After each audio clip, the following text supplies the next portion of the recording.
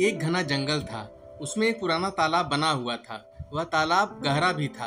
तालाब के किनारे जलमुर्गियां और उनके बच्चे घूमते रहते थे। वे कभी पानी में तैरते थे, कभी पंखों से एक दूसरे पर पानी उछालते थे, कभी एक दूसरे से आगे बढ़ने की कोशिश करते। तालाब के किनारे पर एक चिंटू नाम के चूहे का बिल था। चिंटू के दो तीन छोटे छोटे बच्चे थे। जब चिंटू उनके लिए खाना जुटाने बिल से बाहर निकल जाता था तो बच्चे भी बिल से बाहर निकल आते थे। वे तीनों तालाब के किनारे पर आकर बैठ जाते थे। वहां वे देखते कि पानी में जल मुर्गावी और उसके बच्चे तैर रहे हैं। उन्हें पानी में खेलते हुए देखकर चूहे के उन तीनों बच्चों का मन ललचा जाता था। उनका मन करता था कि वे भी तैरें, पर वहां एक बड़ी सी जल मुर्गावी थी। वह उन्हें पानी में नहीं आने देती थी। शाम को चूहे के बच्चे घर लौटे। चिंटू के साथ बैठकर सबने खाना खाया।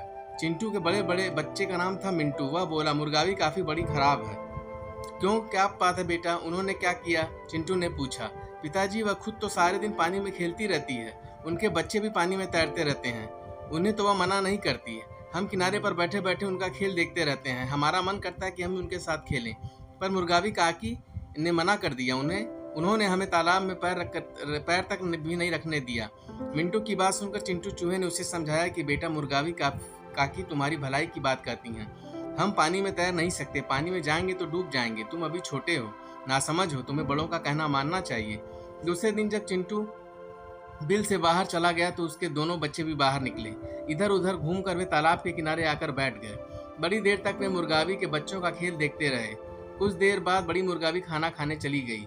मिंटू ने सोचा कि अब तो हमें कोई रोकने वाला है नहीं, क्यों न हम आज पानी में तैरें। वह अपने छोटे भाइयों से बोला, नीतू चलो, आज हम भी तैरेंगे। प्रीतू बोला, दया, पिताजी ने मना किया था ना। मिंटू बोला, पिताजी को हम बताएंगे ही नहीं। तुझे पानी में खेलना है तो जल्दी चल। प्रीतू की बात बिना सुने ही मिंटू तालाब में तेजी से उतर गया। उसके पीछे पीछे धीरे धीरे नीतू प्रीतू भी आगे बढ़े। वे अभी पानी में उतरने की सोच ही रहे थे कि एक आवाज सुनाई दी। कोई जोर से कह रहा था, बचाओ बचाओ। उन्होंने ध्यान से सुना तो पता चला कि वह आवाज उनके बड़े भैया मिंटू की ही है। बात यह हुई कि तालाब था गहरा। मिंटू जैसे ही उसमें उतरा तो डूबने लगा। अब वही सहायता के लिए जोर जोर से चिल्ला रहा था। उसकी आवाज सुनकर दूसरे किनारे पर तैर रहे मुर्गावी के बच्चे भी दौड़े आए। उन्होंने गोता लगाकर मिंटू को निकालने की बहुत कोशिशें की, पर सब बेकार गईं। तालाब गहरा था। मिंटू का कुछ पता नहीं लग पा रहा था। नीतू प्रीतू ने भी तालाब में उतरने की कोशिश की, पर मुर्गावी के बच्चों ने रोक दिया। वे बोले कि यदि तुम उतरोगे तो तुम भी डूब जाओगे। विवश होकर दोनों तालाब के किनारे बैठकर रोने लगे। थोड़ी देर में मुर्गावियां घर से लौट कर आई। नीतू प्रीतू ने उन्हें रोते रोते सारी बात बताई। मुर्गावी काकी बात समझ गई। तभी उसने अपने बच्चों के पास डूबते बहते मिंटू को देखा। काकी ने झपट कर अपनी चोंच से उसकी पूंछ पकड़ ली। उसने मिंटू को किनारे पर धूप में लिटा दिया। नीतू प्रीतू भी सहमे से उसके पास बैठ गए। शाम तक मिंटू में चलने फिरने की हिम्मत न आ सकी। चिंटू चूहा तीनों बच्चों को घर में न पाकर ढूंढता हुआ तालाब के किनारे आया। सारी बात जानकर वो मिंटू को उठाकर घर ले गया। भीगने से मिंटू को बुखार भी आ गया था। कई दिन तक उसने शीलू लोमड़ी की कड़वी दवा खाई, भूखा प्यासा रहा।